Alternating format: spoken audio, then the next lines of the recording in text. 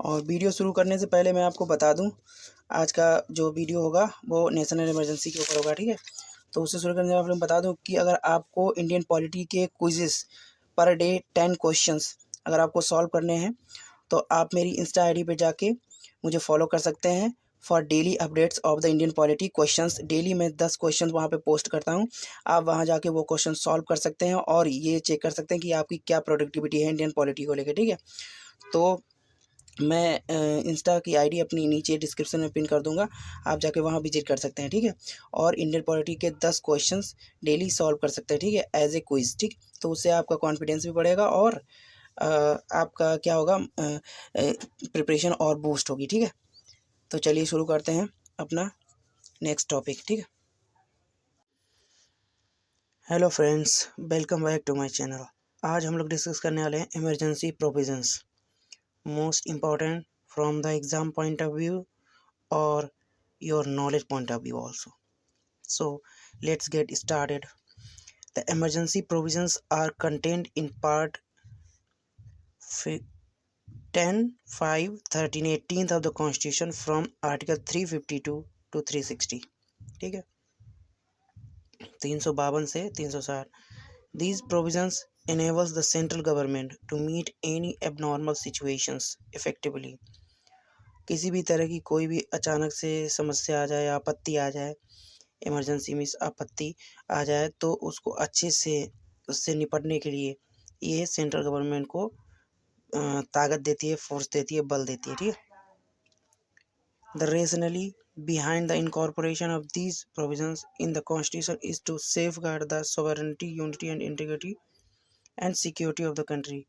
इन सब प्रोविजंस के पीछे बस एक ही उद्देश्य था कॉन्स्टिट्यूशन में इनको रखने का, देश की सोवरेनिटी, यूनिटी एंड इंटीग्रिटी, देश की अखंडता, एकता और उसके भाईचारे और उसकी सिक्योरिटी को बनाए रखना, ठीक है। The democratic political system and the constitution। During an emergency, the central government becomes all powerful and the state go into the total control of the state। सारी स्टेट सेंट्रल के कंट्रोल में हो जाती हैं, ठीक है। अब सेंटर ही सर्वोपरि होती है, मतलब कि जो फेडरल गवर्नमेंट है, अपनी फेडरल गवर्नमेंट टाइप का स्ट्रक्चर है इंडिया का, वो यूनिटरी हो जाता है, ठीक है। उस समय केवल सेंटर ही डायरेक्शन देगी, सेंटर ही कंट्रोल करेगी। It converts the federal structure into a unitary one without a formal amendment of the constitution। This kind of transformation of the political system from federal during normal times unitary during emergency is a unique feature of the Indian constitution, ठीक है। The constitution stipulates 3 types of emergency: an emergency due to war, external aggression and armed rebellion। याद रखना external aggression है, ठीक है, external not की internal. External aggression और due to war, arm rebellion. Article 352, this is popularly known as national emergency, article 352, ठीक है। However the constitution employs the expression proclamation of emergencies to denote a emergency of this type. कौन कौन सी? An emergency due to the failure of constitutional machinery in the state, article 356।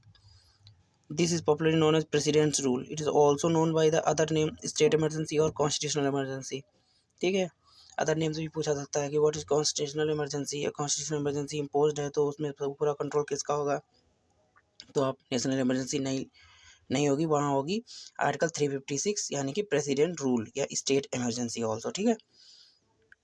Financial emergency due to the threat to the financial stability और credit of India, article 360, 352, 356 and 360। National, state और president rule और financial emergency. National emergency या external aggression, arm rebellion, ठीक है। National emergency grounds of declaration, किस behalf पे ये declare की जाती है national emergency. Under article 352 the president can declare a national emergency, केवल प्रेसिडेंट डिक्लेयर करेगा national emergency. When the security of India और part of it is threatened by war और एक्सटर्नल एग्रेशन, जब इंडिया के ऊपर किसी बाहरी खतरे का आभास होगा उसको, तब वह नेशनल इमरजेंसी डिक्लेयर करेगा, ठीक है। और आर्म रिबेलियन या खुद की फोर्स आपस में लड़ रही है तो, ठीक है। It may be noted that the president can declare a national emergency even before the actual occurrence of war or external aggression, if he is satisfied that there is an imminent danger. बार हुआ नहीं है, लड़ाई हुई नहीं है, लेकिन उसको केवल आभास हुआ है, तो भी वह प्रेसिडेंट एक्सटर्नल इमरजेंसी और कह सकते हैं नेशनल इमरजेंसी डिक्लेयर कर सकता है। The president can also issue different proclamation on grounds of war, external aggression, armed rebellion और imminent danger thereof, whether or not there is a proclamation already issued by him and such proclamation is in operation. This provision was added by 38 Amendment Act 1975। और ये अधिकार की different type of emergency को क्या करना, declare करना और proclamation on the grounds of war, external aggression, ये सब अधिकार प्रेसिडेंट को दिए हैं किसने, 38 अमेंडमेंट एक्ट 1975 ने। When a national emergency is declared on the ground of war or external aggression, जब नेशनल इमरजेंसी किसी युद्ध और किसी बाहरी संकट को लेकर की जाती है तो it is known as external emergency, ठीक है। On the other hand when it is declared on the ground of armed rebellion, जब ये आर्म्ड रिबेलियन जैसे कि अपनी सेनाएं आपस में लड़ने लगी, तब इस इमरजेंसी को क्या कहते हैं, it is known as the internal emergency. A proclamation of national emergency may be applicable to the entire country, पूरे कंट्री पे एप्लीकेबल हो सकती है और ओनली पार्ट ऑफ कुछ उसके पार्ट पे भी एप्लीकेबल हो सकती है। The 42nd amendment act of 1976, यानी 42वां जो संविधान में संशोधन था जो 1976 में किया गया था, वो प्रेसिडेंट को क्या इनेबल करता है, to limit the operation of national emergency to a specified part of India, और वह प्रेसिडेंट को ये पावर देता है कि वह इमरजेंसी को पूरे देश पे न लगा के जिस देश में या जिस पार्ट में इंडिया के खतरा है या उसको ऐसी संभावना महसूस हो रही है आर्म्ड रिबेलियन की या एक्सटर्नल एग्रेशन की, तो वह उस पर केवल उसी पार्ट पे नेशनल इमरजेंसी लगा सकता है, वह उसका एरिया भी कम कर सकता है, ठीक है। Originally, the Constitution mentioned internal disturbance as the third ground for the proclamation of national emergency, but the expression was too broad and had a wider connotation. Hence, 44th Amendment Act 1978, फिर 44वां संशोधन आया संविधान में 1978 को, substituted the word armed rebellion for internal disturbance, ठीक है। Thus it is no longer possible, अब armed rebellion को ही इंटरनल डिस्टर्बेंस कहा गया, ठीक है। पहले इसका अलग था, लेकिन 44वां संविधान संशोधन हुआ 1978 में संविधान में, तो फिर आर्म्ड रिबेलियन और इंटरनल इमरजेंसी को एक ही वर्ड माना गया, एक ही माना गया था समस्या। It is no longer possible to declare national emergency on the ground of internal disturbance as was done in 1975 by the Congress headed by the Indira Gandhi, जैसा कि इंदिरा गांधी ने 1975 में किया था, इंटरनल डिस्टर्बेंस के भी नेशनल इमरजेंसी लागू कर दी थी, ठीक है। The president however can proclaim a national emergency only after receiving a written recommendation from the cabinet. अब जो प्राइम मिनिस्टर की जो कैबिनेट होती है उसके द्वारा जब तक लिखित में यह ऑर्डर नहीं मिलेगा तब तक प्रेसिडेंट इमरजेंसी नहीं डिक्लेयर करेगा, जब तक उसको लिखित में ऑर्डर मिलता है कैबिनेट से, ठीक है, तभी वो इमरजेंसी डिक्लेयर करता है, ठीक कर सकता है, ठीक है। This means that the emergency can be declare only on the occurrence of the cabinet, यानी इसका क्या सीधा सीधा मतलब हो कि कैबिनेट चाहेगी तभी इमरजेंसी डिक्लेयर होगी, प्रेसिडेंट बस एक क्या कहते हैं मीडियम है इमरजेंसी डिक्लेयर करने का, लेकिन जो कैबिनेट चाहेगी वही होगा। Not merely on the advice of prime minister, केवल प्राइम मिनिस्टर की एडवाइस पे ही नहीं काम चलेगा, ठीक है। In 1975 the then prime minister Indira Gandhi, 1975 में क्या हुआ था, इंदिरा गांधी ने एडवाइज द प्रेसिडेंट, जो कि प्राइम मिनिस्टर उस टाइम उन्होंने प्रेसिडेंट को एडवाइज दी to proclaim the emergency without consulting her cabinet, और अपनी कैबिनेट को बिना कंसल्ट किए बिना बताए उन्होंने क्या कहते हैं प्रेसिडेंट को एडवाइस दे दी थी कि आप इमरजेंसी डिक्लेयर कर दो इंटरनल डिस्टर्बेंस के बेसिस पे, ठीक है, बिना कैबिनेट को बताए। The cabinet was informed for the proclamation after, और जब इमरजेंसी लग गई तब कैबिनेट को बताया गया, ठीक है, बताया गया था। मेड वाज एन फेट एकम्पली, और जो कि बहुत ही गलत था, कह देते हैं कि अविश्वास था। द 44th अमेंडमेंट एक्ट 1970, और फिर 44वां संशोधन आया, तब उसने क्या है 1978 में 3 साल बाद introduce this safeguard to eliminate any possibility of prime minister alone taking a decision in this regard. अब प्राइम मिनिस्टर केवल अकेले नेशनल इमरजेंसी का डिसीजन नहीं ले सकता है, ठीक है। ये 1978 के 44वें संविधान संशोधन ने ये साबित कर दिया कि प्राइम मिनिस्टर अकेले नेशनल इमरजेंसी का डिसीजन नहीं ले सकता है, वह जब तक अपनी कैबिनेट से सलाह नहीं लेगा, कैबिनेट से रिटर्न में जब तक प्रेसिडेंट को नहीं मिलेगा नोटिस, तब तक प्रेसिडेंट इमरजेंसी जारी नहीं कर सकता, ठीक है। और फिर 38 amendment act 1978 made the declaration of national emergency immune from the judicial review. अब जो 38वां संविधान संशोधन हुआ था 1975 में ही, made the declaration of national emergency को क्या कहते हैं, जुडिशियल रिव्यू के अंदर में डाल दिया। बट जुडिशियल रिव्यू का मतलब कि कोर्ट उसमें इंटरफेयर कर सकती है। But this provision was subsequently deleted, लेकिन कुछ समय बाद ये प्रोविजन डिलीट कर दिया गया by the 44th amendment act of 1978। Further उसके बाद द मिनर्वा मिल्स केस 1980, यानी कि मिनर्वा मिल्स केस 1980 में सुप्रीम कोर्ट ने क्या डिक्लेयर किया, हेल्ड दैट, क्या कहा, the proclamation of A national emergency can be challenged in a court. फिर 1980 में सुप्रीम कोर्ट ने मिनर्वा मिल्स केस में ये साबित कर दिया कि नेशनल इमरजेंसी को कोर्ट में चैलेंज किया जा सकता है, ठीक है, ऑन द ग्राउंड ऑफ, किस ग्राउंड के बेसिस पे, मैलाफाइड और that the declaration was based on Holi extraneous और इररिलेवेंट फैक्ट इज एब्सर्ड और प्रदर। अगर वह मैलाफाइड है, मतलब बिना किसी सबूत के, बिना किसी पक्की क्या कह सकते हैं कि इंफॉर्मेशन के, बिना किसी ठोस सबूत के अगर नेशनल इमरजेंसी जारी कर दी गई तो उसको कोर्ट में जवाब देना होगा, तो उसको क्या कहते हैं, कोर्ट में चैलेंज किया जा सकता है, ठीक है, नेशनल इमरजेंसी को। ऐसा मिनर्वा मिल्स केस 1980 में सुप्रीम कोर्ट ने अपने स्टेटमेंट में कहा, ठीक है। अब पार्लियामेंट्री अप्रूवल एंड ड्यूरेशन, अब पार्लियामेंट का क्या इसमें रोल होता है नेशनल इमरजेंसी में, वो देख लीजिए। The proclamation of emergency must be approved by both houses of parliament with in 1 month. अब पार्लियामेंट के दोनों हाउस से, लोकसभा और राज्यसभा से, नेशनल इमरजेंसी का जो है कह सकते हैं नेशनल इमरजेंसी है, मस्ट बी अप्रूव, दोनों हाउस से अप्रूव होनी चाहिए from the date of one, 1 महीने के अंदर, ठीक है। डेट ऑफ, जैसे कि आज इशू हुआ तो आज 1 तारीख है, और फिर यानी कि 30 अप्रैल तक अप्रूव हो जाना चाहिए। Originally the period allowed for approval bye the parliament was, अब पहले क्या था, ये पार्लियामेंट को अप्रूव करने का पीरियड क्या था, 2 महीने थे, बट वाज रिड्यूस्ड और 44th अमेंडमेंट 1970 यानी 44वां संशोधन 1978 में जब आया, तब उसने ये टाइम कम कर दिया और इसको 1 महीने कर दिया कि 1 महीने के अंदर ही अब दोनों हाउसों को, लोकसभा और राज्यसभा को, नेशनल इमरजेंसी को अप्रूव करके देना होगा, ठीक है। If the proclamation of emergency is issued at a time when the Lok Sabha has been dissolve, और जब अगर नेशनल इमरजेंसी का उनके पास अप्रूव करने के लिए आया जब लोकसभा डिसॉल्व हो चुकी हो, अथवा dissolution of Lok Sabha takes place during the period of 1 month, और या 1 महीने में लोकसभा का जो पीरियड है वो ख़त्म होने वाला हो, विदाउट अप्रूविंग द प्रोक्लेमेशन, बिना प्रोक्लेमेशन को अप्रूव किए, then the proclamation survives until 30 days from the first sitting of the Lok Sabha. तब उस मामले में क्या हो सकता है कि प्रोक्लेमेशन 30 दिन तक रोका जा सकता है, कि अब जब नई बैठक होगी, यानी कि नई मीटिंग होगी लोकसभा की, जब नई लोकसभा गठन होगा, नया इलेक्शन होगा, तब इस पर साइन किया जाएगा, तब इस पर अप्रूवल लिया जाएगा, first sitting of the Lok Sabha after it's reconstitution, ठीक है। Provided the Rajya Sabha has in the mean time approve, ठीक है। If the approved by both houses of parliament, अगर दोनों हाउसों के द्वारा अप्रूव कर दी जाती है तो the emergency continues for 6 months, तो क्या होगा, इमरजेंसी 6 महीने तक लगातार रह सकती है। एंड कैन बी एक्सटेंडेड, और उसको एक्सटेंड भी किया जा सकता है, एंड इनडेफिनिट पीरियड, अनंत काल के लिए उसको एक्सटेंड किया जाता है, उसको बढ़ाया जा सकता है, with an approval of the parliament for every 6 month।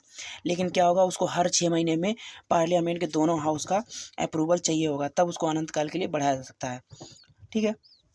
तो अगर 6 महीने कंप्लीट हो गए और सिचुएशन ऐसी लग रही है कि नहीं और इमरजेंसी होनी चाहिए, तो फिर 6 महीने बाद उसको अप्रूव कराना होगा। This provision for periodical parliamentary approval was also added by 44th amendment, और ये प्रोविजन भी कि 6 महीने के, हर 6 महीने में अगर नेशनल इमरजेंसी ज़्यादा चल रही है, यानी कि 1 साल की है, 2 साल की है, तो हर 6 महीने में अप्रूव कराना होगा दोनों हाउसों से पार्लियामेंट के। तो ये अप्रूवल भी 44th अमेंडमेंट 1978 के तहत दिया गया था, ठीक है। Before the emergency once approved by the parliament, emergency के पहले जब एक बार पार्लियामेंट से अप्रूव हो गया उसके दोनों हाउस से, could remain in the operation as long as executive, और एक हर 6 महीने में अप्रूव करानी होगी, ठीक है। उसके बाद क्या होगा, before that the emergency once approved by the parliament could remain in the operation as long as executive desire, ठीक है। तो उसके बाद क्या होगा, एग्जीक्यूटिव की जब तक डिज़ायर होगी, एग्जीक्यूटिव इन द सेंस यहाँ पे कैबिनेट है, ठीक है, उसकी जब तक डिज़ायर होगी तब तक इमरजेंसी रहेगी। उसके बाद हाउएवर जबकि if the dissolution of the Lok Sabha takes place, अगर लोकसभा का डिसोल्यूशन पास होता है तो क्या होगा, during the period of 6 months, तो उन 6 महीनों में without approving the further continuance of emergency, बिना अप्रूव किए हुए इमरजेंसी, then the proclamation survive until 30 days, ठीक है। तो बिना अप्रूव किए हुए उन 6 महीनों में केवल 30 दिन तक ही इमरजेंसी चल पाएगी, ठीक है। From the first sitting of Lok Sabha after it reconstitution provided the Rajya Sabha has in the mean time approved it's continuation, ठीक है। Every resolution approving the proclamation of emergency or its continuance must be passed by either house of parliament by a special majority, ठीक है। That is majority of the total membership of that house. B, majority of not less than 2/3 of member of that house present and voting. This special majority provision was introduced by the 44th Amendment Act 1978 also. जो 44वां संविधान का संशोधन था 1978 में, ये provision भी कि special majority से जो प्रोक्लेमेशन ऑफ इमरजेंसी है वो पास होगा। Special majority in the sense the majority of total membership of that house, जिस हाउस में है उसकी टोटल मेंबरशिप, और majority of not less than 2/3 member of the that house present at voting. मतलब क्या होगा, मेजोरिटी टोटल मेंबरशिप की होगी और मेजोरिटी से 2/3 मेजोरिटी से कम से मेंबर पास नहीं करने चाहिए, मतलब 2/3 से अगर कम है मेंबर तो वो पास नहीं होगी, ठीक है, ऐसे समझिए। Previously such resolution could be pass bye simple majority of the parliament, ठीक। और इसके पहले जब शुरुआत में होगा तो वो सिंपल मेजोरिटी से होगा, लेकिन उसके बाद में अगर दोबारा से सिटिंग होगी तो स्पेशल मेजोरिटी से होगा, नहीं।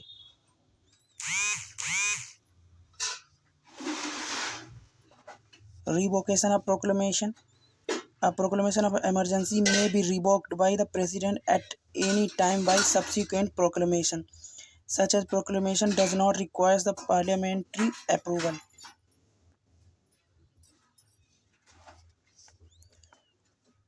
Further, the president must revoke a proclamation if the Lok Sabha passes a resolution disapproving its continuation.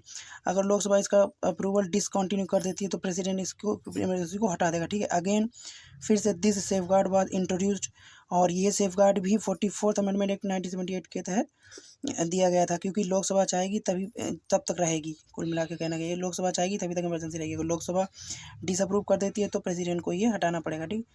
Before the amendment proclamation could be revoked by the president on its own and Lok Sabha had no control in this regard. अब before the amendment, और ये amendment के पहले क्या था कि proposal could be revoked by the president, तब president पे डिपेंड करता है, लेकिन अब क्या है उसके बाद में लोकसभा पे डिपेंड करेगा कि कितने दिन तक रहेगी इमरजेंसी। अगर वो पास करता है तो ठीक, नहीं पास करेगा तो इमरजेंसी हटानी पड़ेगी आगे के लिए। तो 44th amendment act of 1978 also provided that where 1/10 of total number of members of the Lok Sabha give a written notice to the Speaker on the President if the House is not session. A special sitting of House should be held within 14 days for the purpose of considering a resolution disapproving the continuation of proclamation. ठीक, a resolution of disapprove is different from the resolution approving the continuation of proclamation of the emergency. Two aspects. First one is required to be passed by the Lok Sabha only, while the second one needs to be passed by the both houses of parliament. First one is to be adopted by the simple majority only, and while the second one needs to be adopted by the special majority. ठीक, let's talk about the effect of the nation. अब क्या क्या effect होगा, उसका क्या असर पड़ेगा, उसके बाद बात कीजिए। अब proclamation of emergency has drastic and wide ranging effect on the political system. These consensus can be grouped into 3 categories: effect on central state relation, effect on life of the लोक सभा and state assembly, effect on fundamental rights. हरिनाम।